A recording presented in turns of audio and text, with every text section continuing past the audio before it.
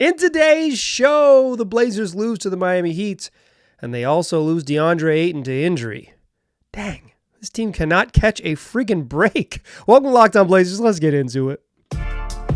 You are Locked On Trailblazers, your daily Portland Trailblazers podcast. Part of the Locked On Podcast Network, your team every day.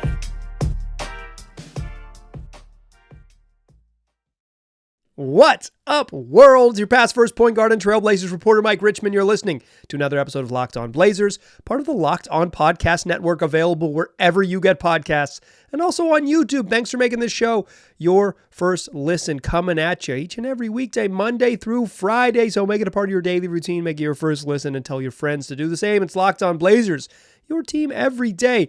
Our long national nightmare is over after 2 days of the audio feeds for this podcast not updating correctly. This one's going to be available in your feed late Tuesday evening. You were listening to Wednesday, February 28th show, and we had 2 days of the audio feeds not updating correctly due to some tech stuff that we were doing over here at the network. That has corrected itself. We're back, baby, and we're probably back for, I would guess, several years, so you don't have to worry about it. Thanks for your patience, and if you were impatient, I'm sorry, but also thanks for being impatient, because it means you were checking on the program. Okay, in today's show, darn, really. The Blazers lose to the Miami Heat. We will recap that game. They lose Deandre Ayton to injury. He didn't play in the second half. We'll talk about that to lead off the program. And then, in our preview of this game, I got one thing deeply wrong, Deandre Ayton, and I got one thing right. Toumani Camara kind of had himself a little game and made good on a request of things you would love to see. We'll talk about that to close the show. Let's talk about DA first. Darn. Okay, here's what happened. On yesterday's program, I led off the show talking about how DA has been the bright spot, and I gave some little statistical updates on sort of how he's been better as of late, since he's returned from injury in the middle of January, and what he's been like over the last 6 weeks, including, obviously they took a week off for the All-Star break, but after the last 15 games over the last 6 weeks, where he's been pretty good. He's been one of the Blazers' most consistent players. He's been really good on offense. He's just making jumpers, and I gave the sort of stats update on how he has improved. But I said it with a caveat. The last time I talked about Deandre Ayton playing a lot better, he came out with a stinker. The following game, he had 2 points and fouled out against the T-Wolves. Got fouled out with like 10 minutes left in the game in the fourth quarter and had 2 points. It was awful. The win of the All-Star break. And I said, I'm not afraid of a jinx. Deandre Ayton's playing well, and I'm not going to shy away from saying someone's playing well. Not this year, not covering this team, not doing this podcast the way I want to do it. Like, I'm not... call a spade. When they play bad, I call them bad. When they play good, you got to call them good. That's the way I try to be fair about doing this. And beyond fair, just fearless, right? I can't think that I matter. I have no impact on the games. And Deandre Ayton comes out against the Heat, and my man is hooping. He's hooping. And then Kevin Love takes a charge on him in the first quarter, and he falls down kind of on top of Kevin Love, and his right hand gets tucked under his body and kind of lands like in between DA's own body, like own butt, and Kevin Love's shin. He kind of lands, his hand gets tucked under him as he collapses, and clearly as the moment he falls down, his hand is hurt. Like he reaches for his right hand, and he's like, you could see it as clear as day live, and certainly on the replays, like, yeah, DA hurt his hand. Leaves the game, comes back, plays the second quarter, finishes the first half with 12 points, 10 boards, 2 assists, 2 steals, and a block in 18 and a half minutes. Hooping. It's been hooping for a month. Comes out and hooping again against the Heat. And I thought this was going to be a tough game for him because I think Bam Adebayo is like uniquely skilled to kind of take away what DA wants to do with his mobility and his physicality and his and he's just like he contests shots really well, and it didn't matter. And I thought DA played well and got to his jump hook and was active and was active on defense, and he was just playing really well. But then he doesn't come out of halftime, and Duop Reath starts, and the Blazers announced that he's questionable to return with a sprained hand. But if he's questionable to return, and then he's not back out, you know his night's done. And they eventually confirm that his night's done, and that's it. The Blazers offense kind of melts down in the second half without DA. They also just didn't shoot well, but he's part of that because he would help open up the floor a little bit, at least with just drawing some attention.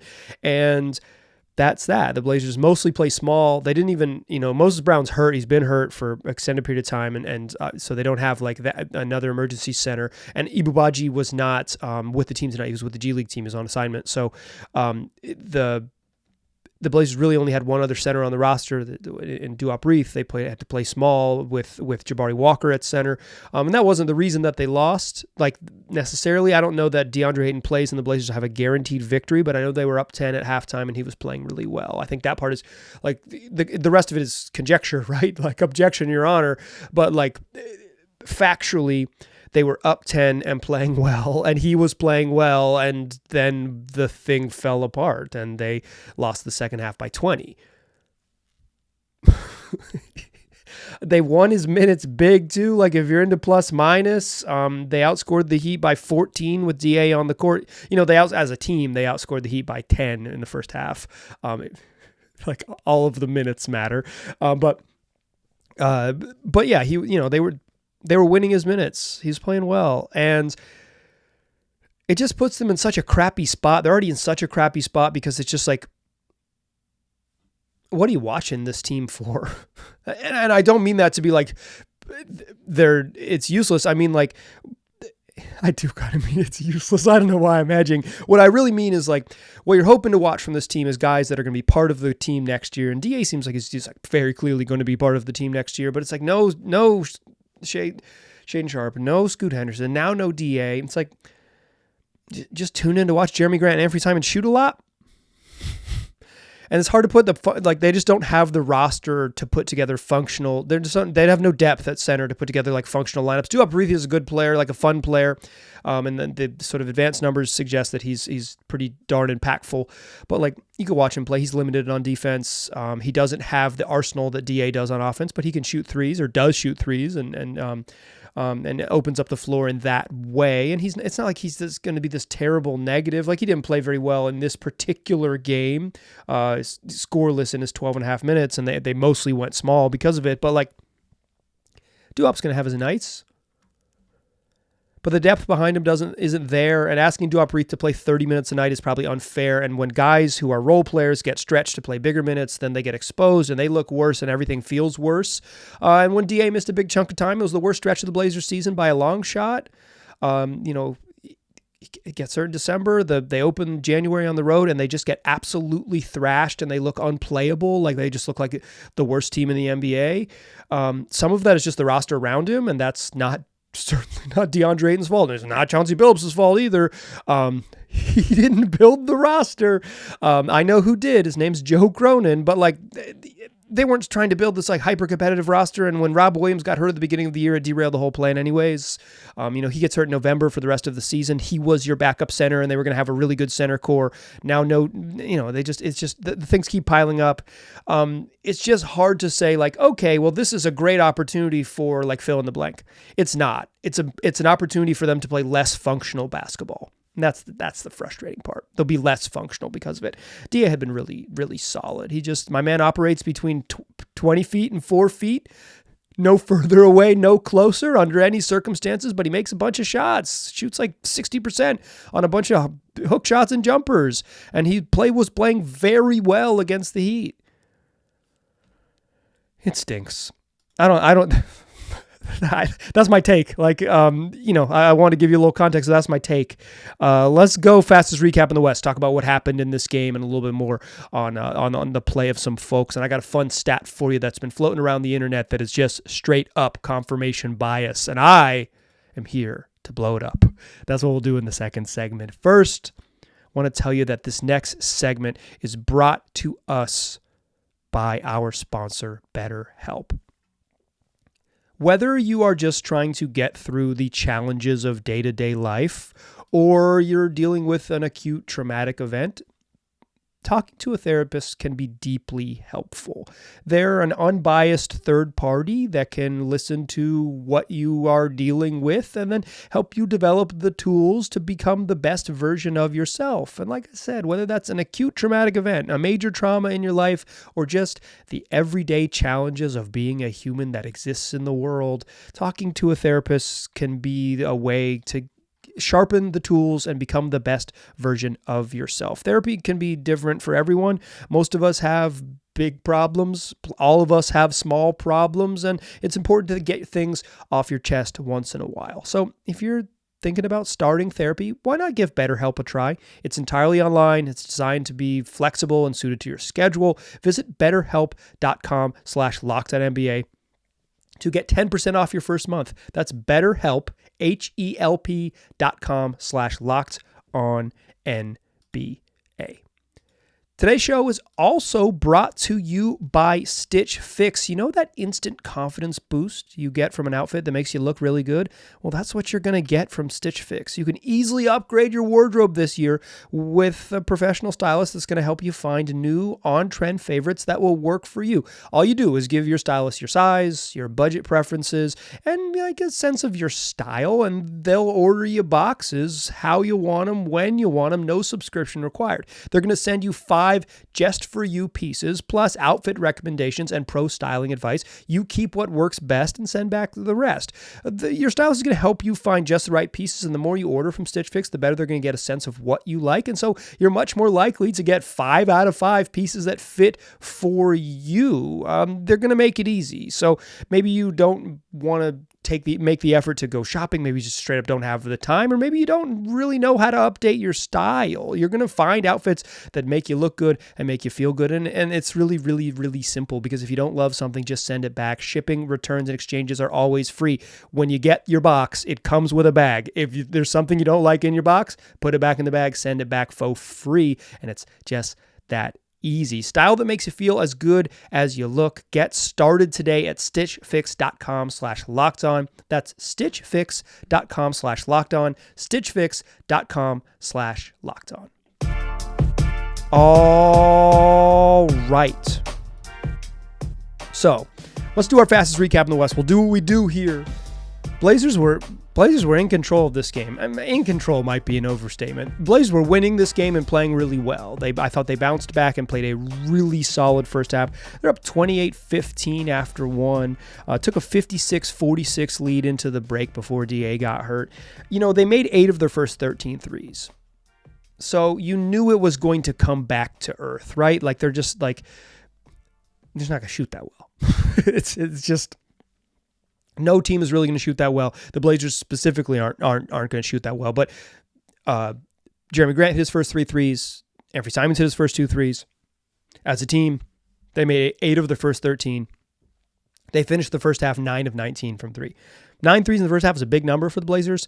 But again, like they closed the first half 1 of 6 from 3. They were really hot early. So you knew it was coming back, right? You knew it was coming back.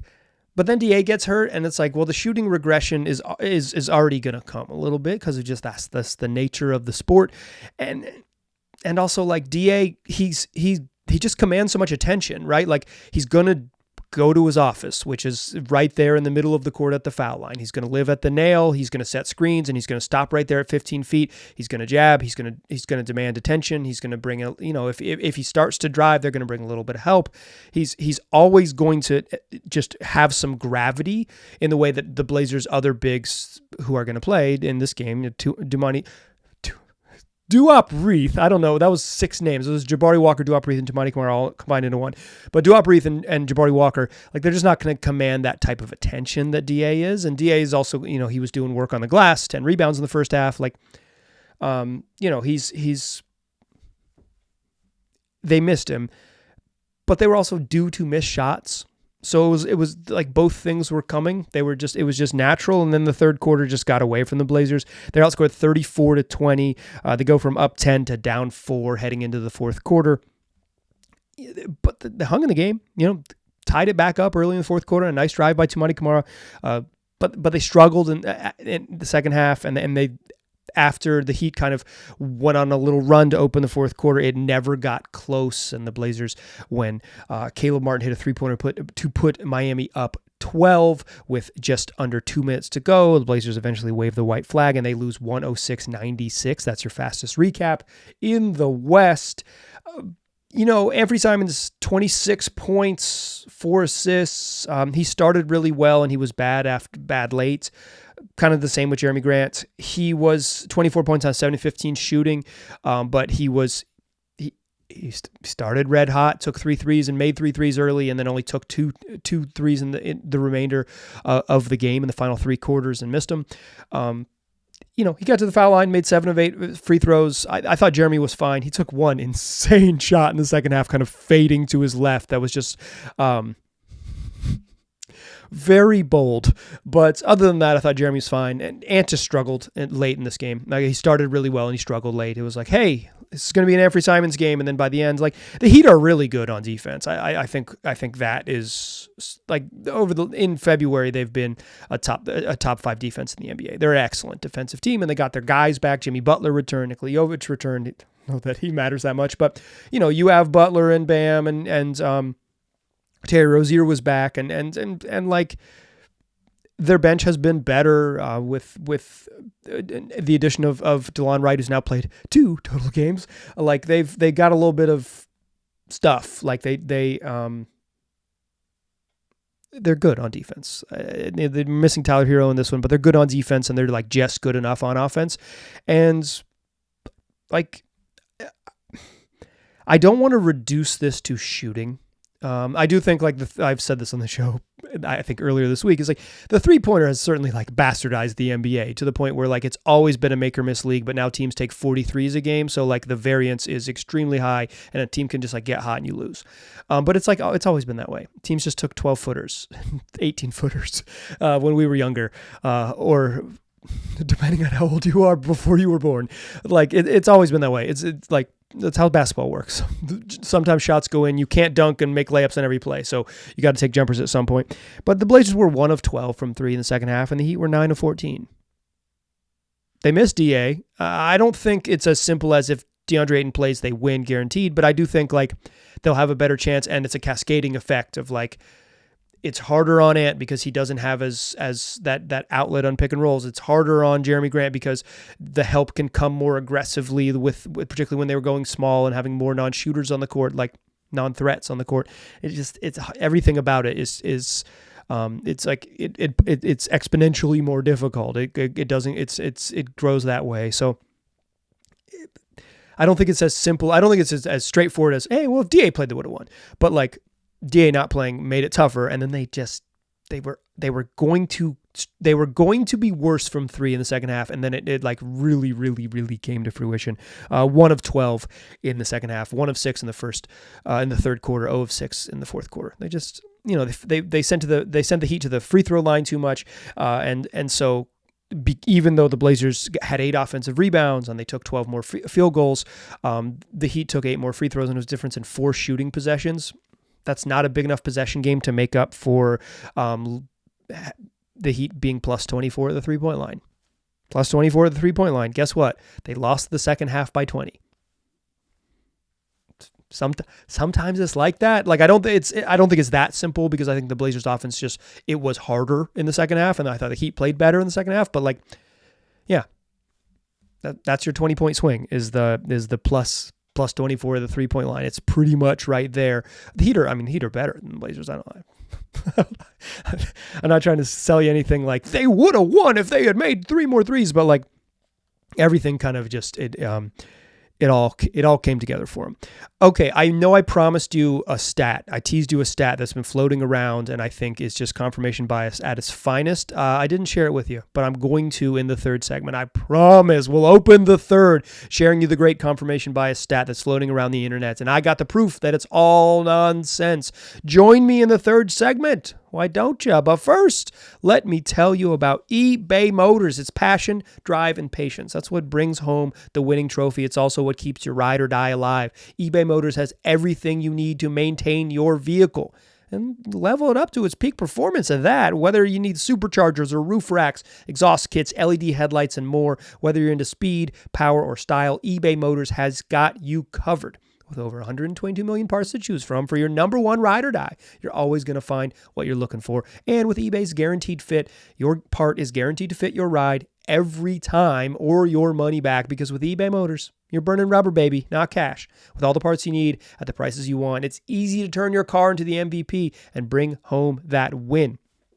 Keep your ride or die alive at ebaymotors.com. Eligible items only. Exclusions apply.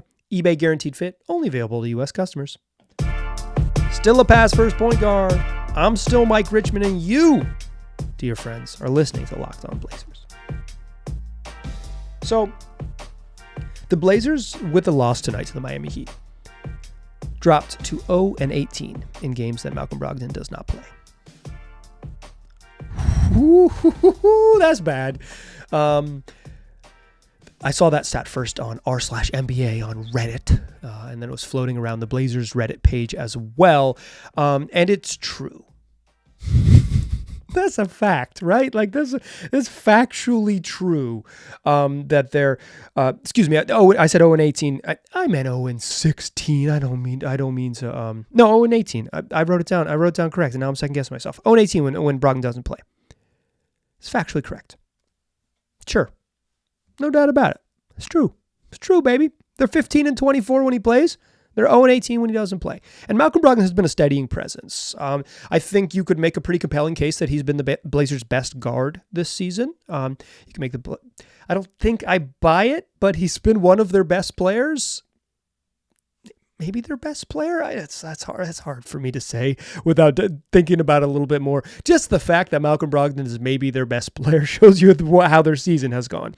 I think it's neither here nor there. But he's been, even if he hasn't been their best player, because his highs maybe haven't been as high as how good Anthony Simons was in December. He's just been steady, right? He's really dependable. That is Malcolm Brogdon's best skill. So when you look at this and you say, well, yeah, of course they haven't won any games without Malcolm Brogdon.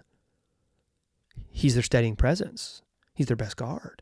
He might be their best player. Of course. I'm not surprised by that. The Blazers are inept, and without Malcolm Brogdon's steadying presence, they would be winless on the season, perhaps, because they're no good. I think that's all fair. It's all fair. But it's also confirmation bias nonsense. It's nonsense, y'all. The Blazers are 1-13 now without Scoot Henderson on the court. Do you ascribe the same steadying presence stuff to Scoot Henderson, or do you think he is a chaotic, struggling rookie who was turning it over and shooting bricks like few other teams before him at the beginning of the season? Perhaps one of the least efficient players in league history to begin his career. And yeah, the Blazers are 1-13 when he doesn't play. They desperately need Scoot Henderson in the lineup. It's confirmation bias. Here's the real truth. The Blazers they are light on depth. They do not have enough good players to miss the people who are functional on their team. They don't have enough guards. They don't have enough big men. They got a bunch of dudes who play in the middle spots, right? Wings and forwards who are not quite centers and not quite point guards. And they're just missing ball handlers and missing true bigs. And I do think it's real that Brogdon is helpful and good. I think I said in a show earlier this week that I think every Simons is better than him, and I still kind of do. But boy, has Ant been bad for 6 weeks. I think that's undeniable. Brogdon, like I said, maybe his highs weren't as high as Ant, but his valleys aren't as low either. And I think that steadying presence is why folks who don't watch the games and can look stuff up on the box score can say like, hey, they miss Brogdon. Where would they be without him? Where would they be without Scoot Henderson? They're 1-13 when Scoot Henderson doesn't play. The truth is that they're lacking a depth, and what they need is more and better players. They need more good players on the roster, because then it wouldn't happen. I will say both of those stats, 0-18 without Brogdon, 1-13 without Scoot, is pretty damning for Anthony Simons. Pretty damning for him, because if this was the year he was supposed to take the reins, they're going to need a self-driving car. They're going to drop the Clydesdales and get themselves a self-driving car. But Okay, that's the confirmation bias stat of the week that's on the internet for you. The real truth is that the Blazers need guards and they just need players, period. But when someone tries to tell you, hey, they're winless without Malcolm Brogdon, just throw them out. Throw out the 1-13 without Scoot Henderson. Speaking of Scoot Henderson, an update that Chauncey Billups told reporters pre-game says Scoot Henderson is going to miss the Blazers' upcoming 3-game road trip. They're just going to be really cautious with him. If he were to sit, he won't be back till March. He'd be out for roughly 2 weeks if he were to come back right away after the Blazers road trip. I mean, we don't have an update. They're not going to give us an update, but I would say that sounds like wishful thinking. I would say they're going to be really cautious with him because what's the point? The point is that it'd be more fun for us to watch, but they got to think about the long-term health of the franchise, and they don't care about winning. And I think like when you factor in like they really want Scoot to not be hurt and not have to have surgical intervention or all those things, or be out for an extended period of time or miss valuable time in the summer to get right. That's like all the skill work you can do in the summer to get better. That's where players improve the most, at least in skill. I think there's some feel stuff you got to get by playing, but in skill, like they're going to be super cautious with him. I think there's no surprise. So out for at least 3 more games. Dang it. Dang it. It's more fun when he plays. Okay, speaking of fun, I want to close the show on this. Yesterday's program, we played our game we like to play, or I like to play. Maybe you like it. Called You Would Love to See It, where we talk about things you would love to see in a Blazers upcoming game. And one of them was one of the Blazers' quartet of 4 wings, just kind of put it together on offense, give them a little boost. And Toumani Camara gave the Blazers a little boost. Toumani Camara finished with 17 points and 10 boards. He made 2 threes in the first half.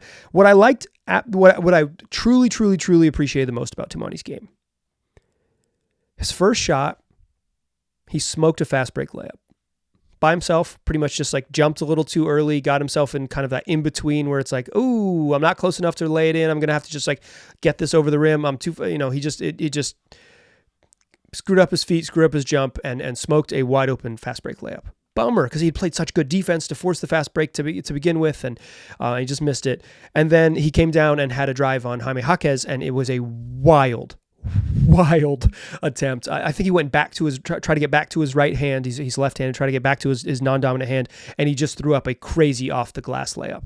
So his first 2 shots are like unguarded, smoked layup, and then like a totally chaotic missed layup. And he kept on shooting. There has been games this year where Toumani would have had those 2 kind of like blips, and then you would have it's not like he wouldn't have played hard, because he always can play hard on defense, and he's an active rebounder, but he might not have been as aggressive on offense. But it did not deter him, and he got himself going by hitting a right wing 3. He did another one at the close of the half. In the second quarter, he had a really nice drive on Bam Adebayo. In the third quarter, early fourth quarter, he had another nice drive where he spun and got back to the middle of the paint, a little up and under move. Like, I like him attacking the rim. He doesn't have a super tight handle, and he's not this like great passer on the move yet, but he just needs to be like, at this point in the season, they just need him to try to find ways that he can be effective. And if it's the slashing, he's long and he's athletic. I think that might end up being where he is if he becomes an effective offensive player. I think driving closeouts, like he's going to be there. They're going to gap him. That's the term that Lamar Hurd likes to use, which means that they are just going to not guard him. And it's when he's on the weak side, they're going to be in the paint and just ignoring him on the far sides. But when he catches it, attack the closeout, attack the gap, eat up that space. Because it's a long way to close out. They're still going to come towards you a little bit. They're not going to like totally ignore you on the catch. And Toumani's ability to attack that closeout, he's going to have space to drive on catches and to play off the catch, quickly off the catch, use his length, use his athleticism to get into the paint. I like it. I think that's where he probably ends up being the most effective as an offensive player. If he ever becomes a positive offensive player, I think that's the positive development for him. He was solid in this game. Even then, he finished 6 of 12 from the floor, 17 points, 10 boards, had 3 assists, had 5 fouls in the second half and ended up fouling out very late. But 6 of his 10 boards were offensive rebounds. He missed a couple putbacks that he could have made. Like he kind of left some points on the board, right? and he still was darn good. This is a small thing, but 17-10 is just such a productive and impressive game. It's one off his career high. He was imperfect. He was particularly early, a little chaotic. He missed some shots in the rim he could make. He took another hard one in the third quarter. It's just a kind of drives to the rim, commits to shoot, has to take a really hard one. But like, you want to see him be aggressive, and he knocks down some threes. He gets himself some easy buckets on putbacks. He made some 2 really nice drives to finish in this game. That's the progress you want to see. I said you would love to see it, and frankly, I love to see it. I mean, Toumani, I think, probably has the most promise of the quartet of wings between him, Chris Murray, Jabari Walker, and Matisse Thybulle. Matisse made a 3 in this game. He's back at it, made 3 shots. He'd come in over his last 4 games, was 1 of 17 from 3. So important for him just to see the ball go in. But I kind of think he is what he is on offense. Jabari Walker, I think, has a chance to be a long-term role player in the league, but his offense is just a little bit creakier than Toumani's, and Toumani is more versatile as a defensive player. I think he's the most promising of the wings. It's kind of any given day. Like, sometimes it's Jabari Walker. I don't think there's like a big gap between him and Toumani by any means. But this was a really nice game. And when you're in this part of the season, you're looking for nice things. You know what to do. Hold on to your joy. And then come back tomorrow, because we'll do more of these programs. We do them 5 days a week wherever you get podcasts, and also on YouTube. I appreciate you listening. Tell your friends about the podcast. I'll talk to you soon.